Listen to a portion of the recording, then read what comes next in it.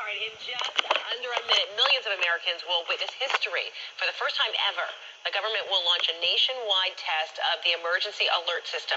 It's designed to allow the President of the United States to address the country within 10 minutes from any location at any time. The system was not used on 9/11, which some critics say proves the U.S. is still living with an outdated warning system. So, if you're watching television or you're listening to the radio, you are about to hear it. We're told it will last just 30 seconds.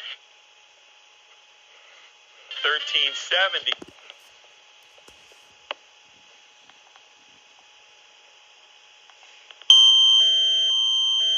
What?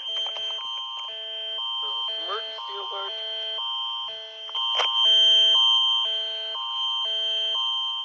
This is a test of the Dumb International Public Alerting System. This is only a test. If this was a natural emergency, it would definitely protect you and your family.